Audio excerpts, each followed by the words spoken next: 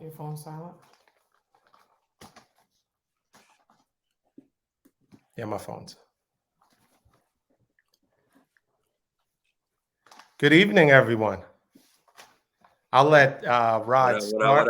What up? How's it going? I'm good. D, what's going on with you, sir? I'm doing well. We've been talking about doing this for a while, and finally, everything has aligned for us to really sit down and dive into these games. And, all things sports and beyond. All things sports and beyond. And that's what we're here to do, man. We, like you said, man, we've been talking about this for a good minute. You know what I'm saying? And just to get on this platform, and talk out smack, all the stuff we got to talk about, with sports and everything like that. We big football fans and NBA fans. And so, we just gonna kick it and everything like that, man. But what's interesting, man, is that, you putting up the Brooklyn Nets. Okay. All right. I got to get some more Laker paraphernalia in here, though. You know what I mean? I'm from Brooklyn, but I don't like the Brooklyn Nets. In fact, I don't like any New York team but the Yankees. So, okay.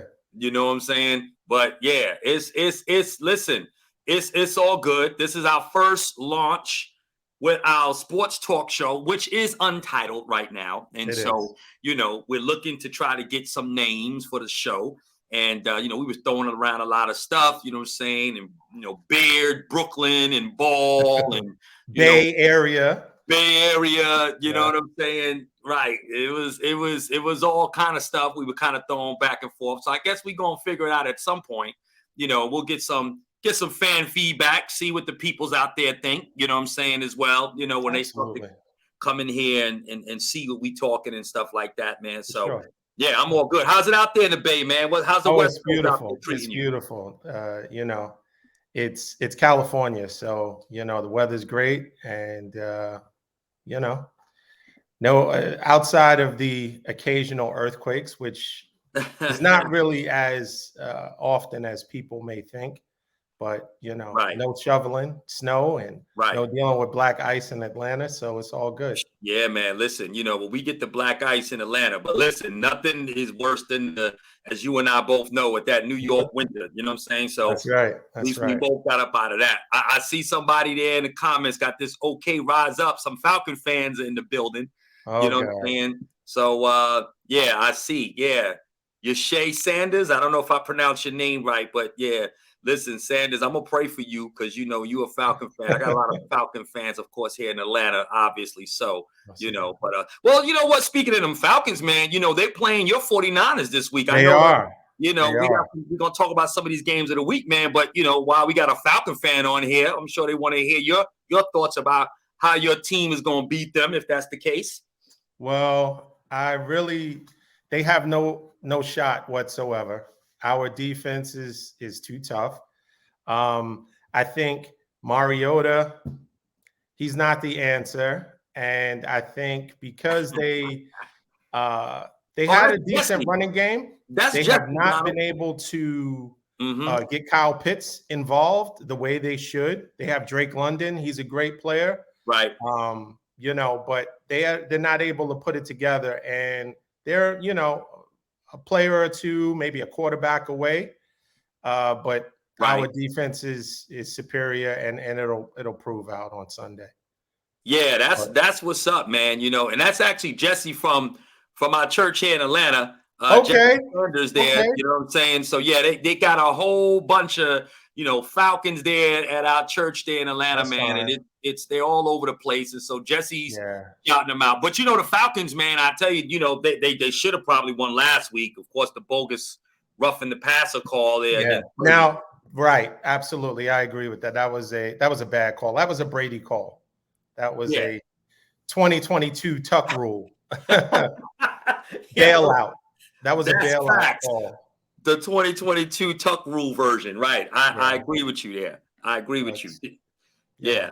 But but the Falcons have been playing a little tough. They've had some close calls in some games that they probably should have pulled out. They probably should have even beaten the Rams a couple of weeks back. But but either way, man, the Falcons, like you said, I think their quarterback away. Mariota definitely is just a stopgap. He's just a bridge to whatever they're eventually going to settle in far as a franchise quarterback at some point. It's unfortunately that Ridley's not there yet, due to suspension and stuff. So yeah. But if Ridley, if he bet against Atlanta, he'd be up a lot because they've been losing a lot. Right. So at least he's home making some money. Right. Going against his team. Lose. Right. But in any case, you know what? Mariota is a decent player. He's a mobile quarterback. Yeah, I just think there is no rapport or any kind of chemistry with him. And Kyle Pitts is a great tight end. I mean, in the fantasy world, he was picked 4th tight end, maybe 3rd tight end off the board. Okay. So he's underwhelming so far this year. But right. I agree. Those games are not really the games that we really, in this short kind of cast, we want to talk about the big marquee games. And there are 2 in particular that we want to talk about. Before we get to your Cowboys and the Eagles, which is going to be for the control of the NFC East. Absolutely. And who would have thought that the NFC East would be the best division in football? It was the NFC least, and people were making fun of them. But the NFC East is really, I have to say, some of it is a little fluky, but some of the Giants wins are a little fluky. I think Cooper Rush, this is going to be a pretty good test for him. But before we get to that, let's talk about Kansas City and Buffalo Bills. That is going to be, hopefully, a very exciting game. Both the offenses, Kansas City's defense is improving. The Buffalo's defense is official. They have, although they're missing a few players on the defensive end. Yeah, they are. What do you think about it? Let me pose this one question to you. Go ahead, sir. Yes, sir. Can you say that Mahomes is the best quarterback in the league? Do you agree with that? Or do you think that he takes a little bit too many risks and he's too risky to be considered the best quarterback? What do you say? No, I have to say, I still think he's the best. He's definitely the best quarterback in the league. And the game has changed a lot. He reminds me of Brett Favre to a degree. Right. Like you talk about the risk taking and stuff. And that was Brett Favre. He's a gunslinger. He got the arm. Right. But what he has that Brett didn't have, of course, is that ability to really get out of the pocket, improvise. We know he's the Magic Johnson of quarterbacking with the no-look passes almost, if you will. But that's the way the game has evolved. And I think, when you look at Patrick Mahomes, what he brings to the game, to that position in general, he's not a all-out runner like what you would see with, with our boy there in Baltimore, Lamar Jackson, and not even to the degree of Josh Allen, who actually runs a good bit and runs like a straight fullback in some cases, right? But Mahomes, I would still say, when you look at the top tier quarterbacks in the league, which I don't know if there's that many, to be quite honest with you right now, but I would say, obviously Mahomes, you still got Aaron Rodgers, who's still obviously one of the greatest. You got Brady, obviously, even though at his age, and I think this might be the year we'll see him on that decline. We'll see the precipice of his fall at some point, at least looking somewhat normal, if you will. But you look at Lamar Jackson, obviously, and you look at these guys, and I think you still got to go with Mahomes. Mahomes, if he ever had a defense that was at least a top 5 defense, because they've got a little bit of rush. You got Chris Jones and those guys there. They've got a defense. They don't have Honey Badger anymore in that back end, and I think that's where their defense struggles a lot in the back end. That rookie they got, number 35, I can't remember his name at the moment. He's so far having a pretty decent year. I think according to some PFF stats, he's probably still one of their best cover corners, and probably does a pretty decent job there. But I think if with Mahomes, if he just had a decent defense to the most part, I think he would by and far. I think the Chiefs would be so much further ahead and would really create a larger gap and cavity between themselves and the rest of the league. But to answer your question, in my opinion, I'm still going Mahomes. I still think, he's still the best quarterback in the league, for my money. If I have to put any money down, I'm not even a betting man, D. But if I had to, it's P. Holmes all day. I agree with you. I think Patrick Mahomes is a great player. But my question is, do you think now this game coming up on Sunday, 125 Eastern, do you think that they're going to feel missing Tyreek? Because you have to say over the last couple of years, the Chiefs' offense has shifted. There's been a shift, right? Right. There's been a shift in the offense because there is no longer a vertical threat. They kind of dink and dunk, right, and short passes, right, little out routes, right. They're not the explosive team that they once were. Now, on the other hand, Buffalo is very much explosive. Right. So it's going to be really interesting how Andy Reid. Well, let me not say Andy Reid, because you know what? I find they don't give the offensive coordinator, when they win Super Bowls and they're successful, they mention Andy Reid. When they lose, Bieniemy gets then Bieniemy's name comes up. So let's give credit where credit is due. Bieniemy is the offensive coordinator. Yep. He should have a head coaching job and not given a job that is the bottom of the barrel. Because let's face it, black coaches are on a very short leash. Yep. And they will, they'll give them a team where you're happy for the opportunity, but let's face it, it's not a premium job. No. And it's, hey, if you don't turn this 0-16 team around next year, you're fired. Right. So, exactly. Offensive coordinators who have done way less, that don't have the resume that he has, are already coaches. Yep. So I agree. I mean, they always talk about these trees, about those trees. They talk about these trees that offensively minded coaches, these coaches start to bloom from these trees. But for some reason, it doesn't always work out that all of these great offensive minds, because I think Brian Leftwich, he should have a job. Right. Because, look at his resume. I agree. He was a quarterback, I think.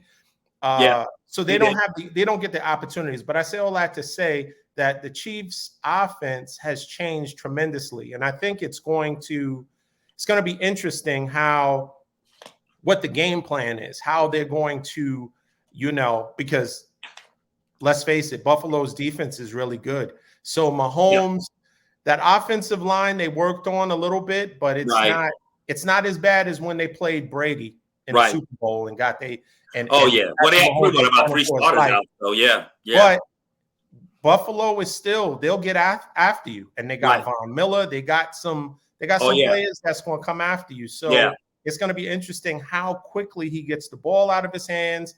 And, Travis Kelce is going to be, it's tough to have your best wide receiver a tight end. And I mean, let's face it, he just turned, I think, 32 or 33. Right. So he's a little long in the tooth for tight end. He's still the best tight end in the league. I would agree with that. It's going to be interesting.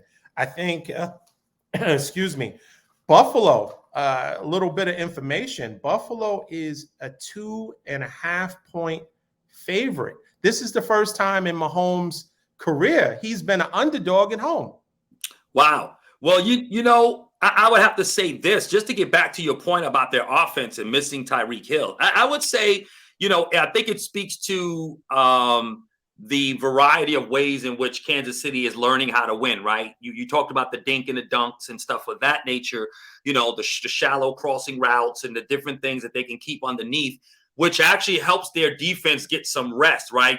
They were kind of like what we see in Buffalo right now, right? They would shoot the home run, pretty much almost every time. Their defense hardly ever got rest. And for a defense that's mediocre at best, probably needed some rest, right? But again, I think it kind of goes to show in ways in which they can win. We always know the screens, the shorts, those are kind of like running games, right? And to a degree. And they still got some decent backs. They run the ball pretty decently, again. And I think with Mahomes and his creativity, I think it just kind of shows to or speaks to or is a testament to their ability to win another way, right? With Scantling, I think the other receiver they got Schuster there. You like into your point, the aforementioned Kelsey, who just always seems to be in the right spot. And I think if you're the defense of Buffalo, I think you got to really keep your eyes, if you can, on those receivers. I think what happens when they all get lost and they're looking at Mahomes, and sometimes they may ball hawk a little bit. I think what they may need to do is really stay disciplined.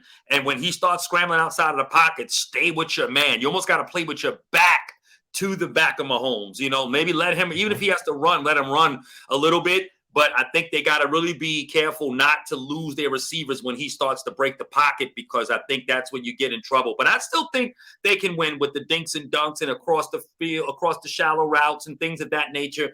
I still think they're effective because, again, Patrick Mahomes, there's no limitation to his game. He can beat you short or he can beat you long. So I just wanted to bring that point out to what you were talking about as far as them missing Tyreek Hill.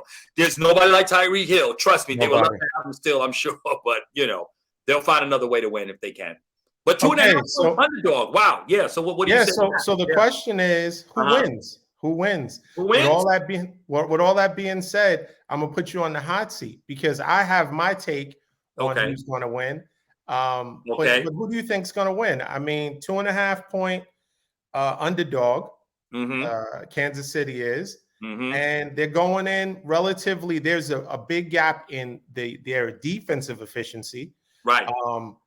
I think Kansas City is averaging, or opponents, 24 points a game. Okay. Buffalo 12 points or 13, something like that. Right. Offense 1 and 2, so it's really close. Right. Offensively, but we know defense wins championships, and there's a little bit of a revenge factor in this game because of what they did last year, right? Right. That was a very exciting game. They were going back and forth. Remember, Gabe Davis had 4 touchdowns. That was awesome. Gabe Davis rocked. Oh yeah, right. Yeah, he's another. That was a great. I think, and this is a side note. There was talk of Buffalo trying to get the running back from Charlotte. Right. Because they're a running back away from really being unstoppable. I think Buffalo, they just can't get any traction with their running game. It's okay. McKenzie's okay. Yeah. He's a wide receiver that they kind of use as an extension, a Tom Brady kind of dump off extension of the running game, to get it out of his hands. Right. But my question to you is, what do you think that what's Buffalo's plan? Do they try to take Travis Kelce away? Or because if you take Travis Kelce away and you double him or you bracket him, somebody's going to go over the top. I mean, Schuster is dancing. He's not dancing and doing stupid TikToks like he was last year. So he seems a little more serious, but how would you defensively try to stop him? I think Kansas City.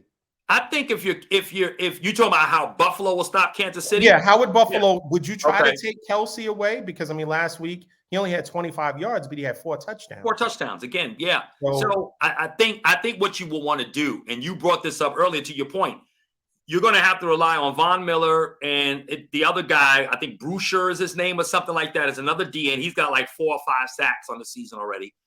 These guys get so much pass rush.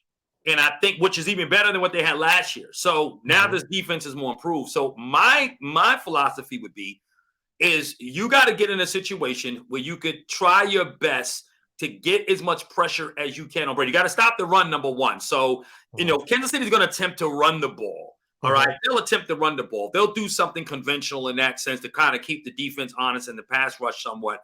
But if you can get them in a situation where you can rely on their pass rush, I don't know if it's so much about zeroing in on Kelsey alone, because again, Mahomes is a quarterback that can throw to you and I. You and I can line up there and we'll get 10 catches. You know what I'm trying to say? You know, so because he's a guy that just knows he can throw people open, he can get people open, he improvised so well, as we've already said. So I think if you're the defense of the Buffalo Bills, you got to try. And I think, and it's the guy that used to actually coach Tampa Bay. I believe is their DC now. The brother there, I forget his name.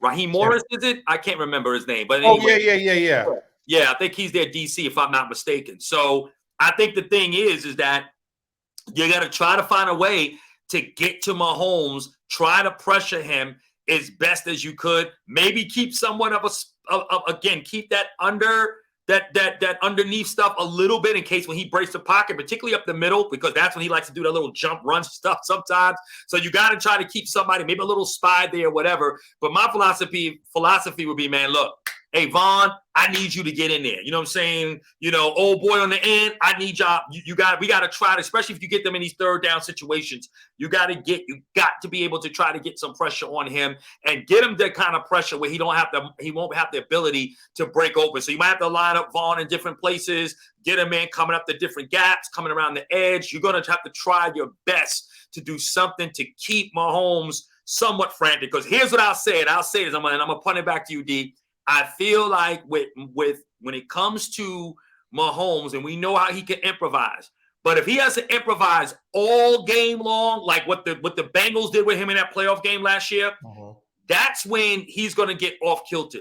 If he has to break pocket every now and then and do his trickery, then you know what? He's going to do that. But if he's under duress or starts to feel that pressure almost every time he drops back, then I think that's when you're going to see Mahomes that could be a little bit off kiltered, and I think that plays into the favor of the Bills and their defense. I agree with you. I think it's dangerous to try to blitz him constantly because he can make teams look bad when they try to blitz because he's exceptional against the blitz. Right. But you know, just like everything in life, balance. With balance, I think that would be the best outcome. With that said, I will be taking the Kansas City Chiefs. Taking the Chiefs? By 3. Oh, that the little with that, right? Yeah. I want to actually I'm with you. In my heart, I like the Chiefs, but I'm actually going to go with the Bills on this one. I think their defense is stout enough to create a couple turnovers. LB had mentioned it. Lonnie Boyd in the group chat there, he had talked about the defense and getting some turnovers, and I think they will force a couple of turnovers. I could see the Bills getting some turnovers, and I think with that being the case, and I don't think Kansas City's defense is enough to stop Allen and those boys. You know, with Stephon Diggs and as you mentioned, Gabe and those guys, those boys are going to be tough to stop. And I just think that Knox, Knox, another bad boy. So they're a problem on offense. So and their defense only giving up, what did you say, 12 points a game or something like that? Yeah, 12 points. 12 so points. They're real stout. So listen, I'm going with Buffalo on this one. I think they'll pull this out. But if they don't, again, it's they're going to go prove my point. How good Kansas City and really Patrick Mahomes is. Yeah. There's only, I think, just as a segue, there's only 2 teams in the league that are not allowing 20 points. No team, so far, 5 weeks into the 2022 season, there's only 2 teams that have not allowed a team to score 20 points.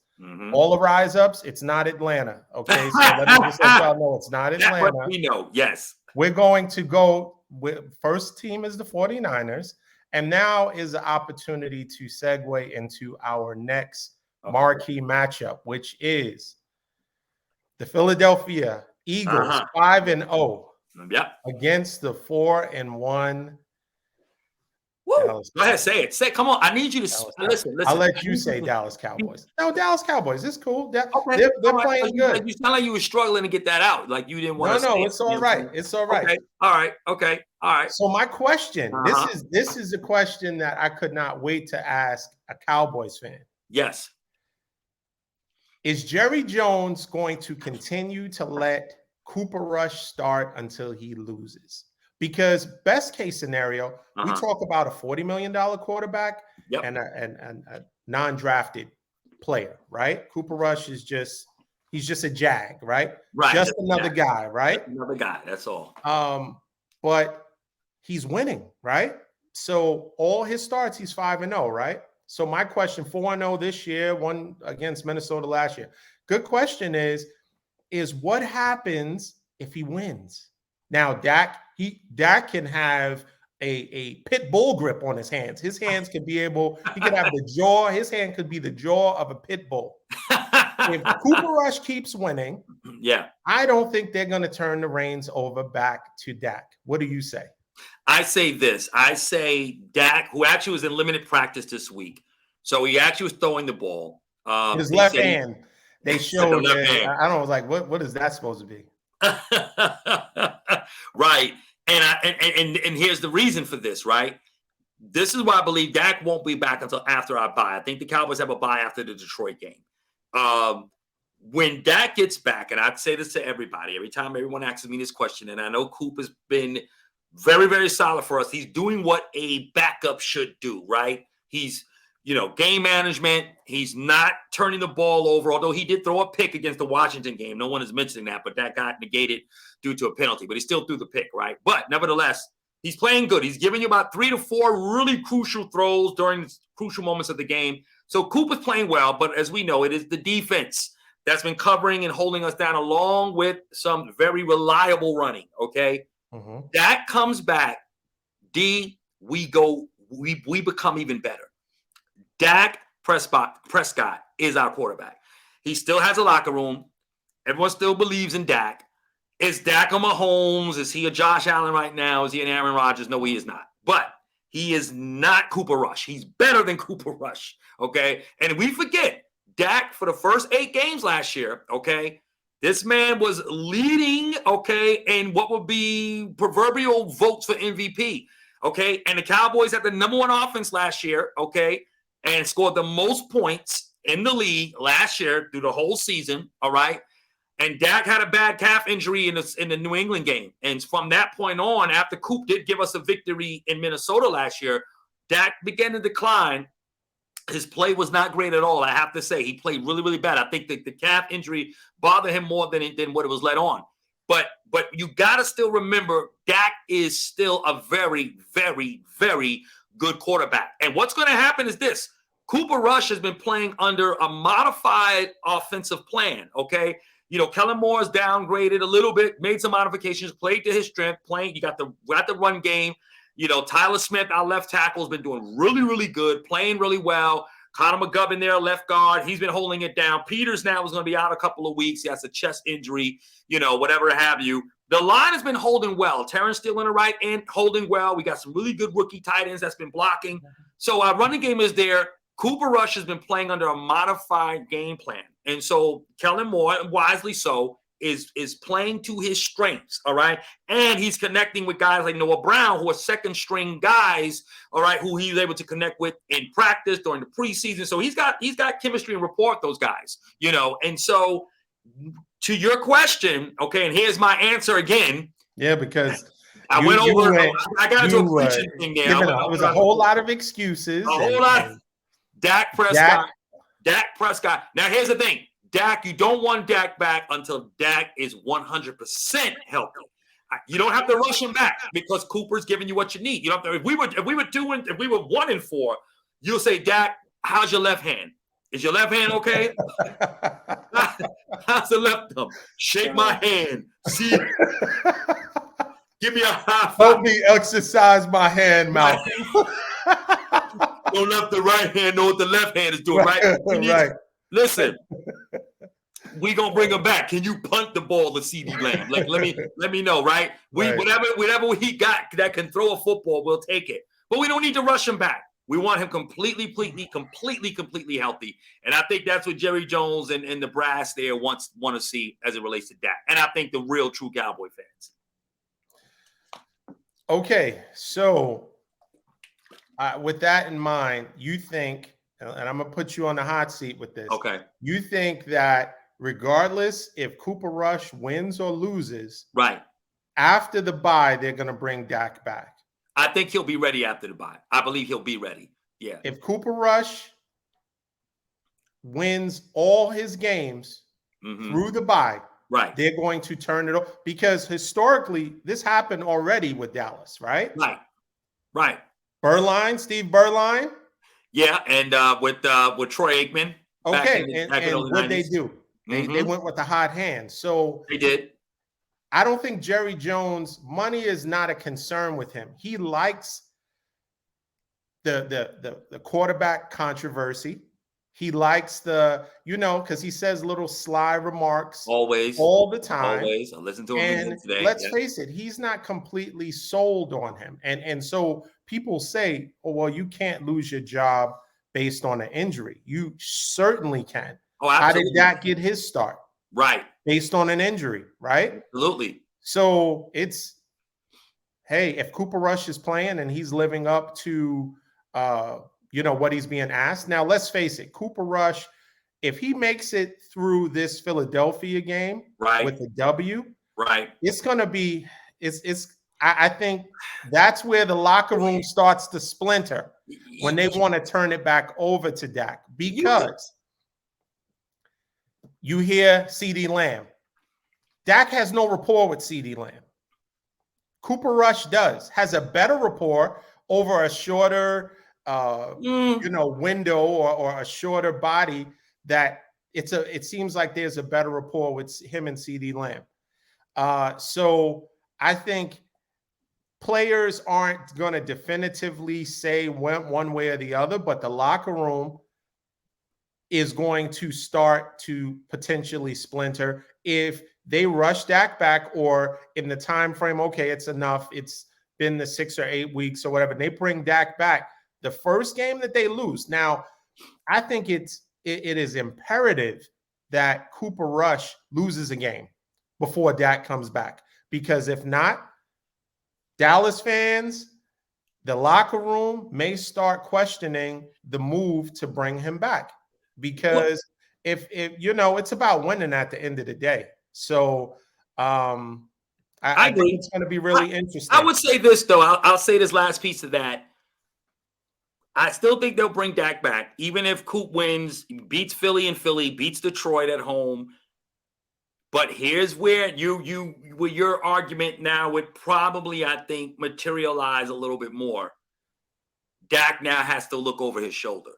You know what I mean? So if he comes back and Coop turns the team over to him with a 6-1 record, now it's okay, Dak's our quarterback, but if Dak doesn't look good, Dak turns the ball over, Dak looks very mediocre, subpar, looks rusty, whatever it might be, then I think you're going to have some issues. So I do think he's going to have to look over his shoulder, because then everybody's going to be looking like, you know what, we got a guy we just won 6 in a row with. I think we might need to start looking back and bringing him in. That could be a problem. So I think the pressure's on Dak to perform. When Dak comes back, and I still think they'll give him back because there's 40 million reasons why they would. But the truth is that the pressure would certainly be on his shoulders to perform now. He won't have the luxury in the last couple of years when he got hurt, and we were all hoping he would come back as soon as possible. We didn't care what he played like, as long as he's better than the backup that played in his stead. So this time around, it's a lot different. So, yeah, he's going to have to play well when he comes back. Okay, so the Eagles are a 6.5 point favorite. That's an atrocity. Against the Cowboys. Yeah. We haven't spoken enough about the Eagles. Jalen Hurts has been playing really well. I think the defense is if you only have to, because of the defense, only have to put up 17 points to win, you should win. The defense, your defense has been outstanding. Right. Michael Parsons has been outstanding. Ooh. So the pressure, all of that they put on opposing offenses is testament as to why Cooper Rush has been as successful as he's been over the past couple of weeks. Absolutely. But I think the Eagles, they have a comparable defense, and couple that with a good running game. Yep. They got great receivers. Yep. So Cooper Rush is going to have to put up 24 points or better to win this game. That 17 will not happen. It won't happen this year. No. It won't happen this week. And this week, sure. Right. I agree. So, yeah. 17 will not cut it. It'll be I think, a fairly high-scoring game. Mm-hmm. But I do like Dallas, believe it or not. You like Dallas? Because wow. Say that again. I didn't hear that. I didn't say it again. You like? I like Dallas. Well, like listen, Dallas. I don't have a problem. Dallas is fine with other teams. When they play us, I mean, it's a different story. But overall, hey, listen, they can beat up on other teams. Yeah. I mean, what happened last year when we faced them? All right, we're not talking about last year. Okay, we don't talk about last year. Okay, cool. But I think heard about last year, but go ahead. I think Dallas will. I think Dallas will find a way to pull it off. I think it'll be a situation where they'll get a favorable call here or there. I don't think so. And even if they're in Philly. Yeah. I mean, Jerry Jones holds a lot of weight. There is a lot of, let's face it, there is, and this is something that we may not have the time to really delve into today because we are up against it. Right. But there is another player that most teams and they don't talk about. Of course, you have the two opposing teams. Then you have the referee. And the referee, their boss, is Vegas. And we're going to delve into that more and more this season. Oh yeah, I'm sure. As we see calls and non-calls.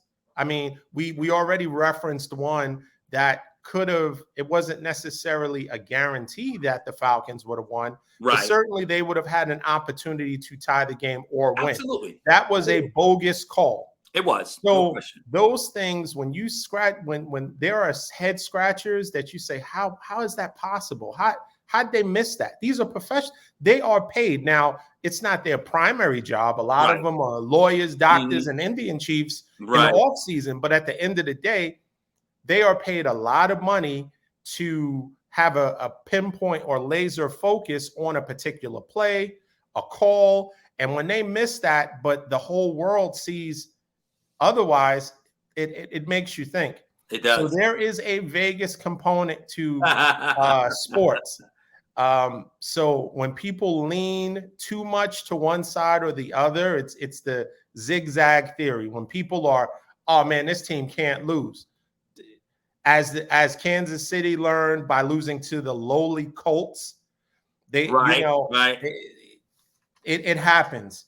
So I think it's going to be really interesting. I think somehow, some way, Dallas is going to pull it off. It might be 1 point. It's going to be one of those games where it's a head scratcher, but I think they're gonna pull it off, and we're gonna see. It's gonna be exciting. Me and you are, I'm sure, going to be in conversation, and that's one thing I love about the West Coast. The games are so early. It's so good. The games are over, and the sun is still up most times. Right, you got all your football in. Right, it's all out the way. Get it all in. Yeah, you get to go to church. That's true. Come home and still catch a whole plethora of games. But anything else before we wrap it up, because we are up against it? All right. Well, listen, man. I just want to say. Let me get your pick. Don't try to. I just want to. Let me hear your pick. I want to put you on the seat right, well, as listen, to. I'll tell you the truth. I'm gonna tell you. Because I am, despite what people think, I'm a realistic football fan, right? But I'm a Dallas Cowboy fan, right? I am saying this. I want Dallas to win, and I believe Dallas can win, but I actually think the Eagles may win this game. I think the Eagles will probably win 20. If I have to pick a score, I'm going to probably say 24-18. Okay. And I think, Coop is going to come down with the last drive in that possession and try to do something. And I think it could foil on that point. But I believe the Cowboys can win. And to your point, you said Dallas is going to need some points to score. And that's the difference between him and Dak. Coop leaves about 14 to 17 points on the field every Sunday because they don't put up points. Dak does. We got to remember, Dak had 35 TDs last year with only 8 interceptions. I mean, he threw for nearly 5,000 yards last year. I mean, Dak is the quarterback. And in games like this is where you really wish you had a Dak Prescott when you start playing caliber opponents such as what the Eagles are playing, because the Eagles are the real deal. So I will say, I want my Cowboys to win. They can win. If they win, I'm very excited. But if I had to go with just my football acumen, I would probably say Eagles 24, Cowboys 18. I'm going to go with the Cowboys 28, Eagles 27. Wow, that's nice.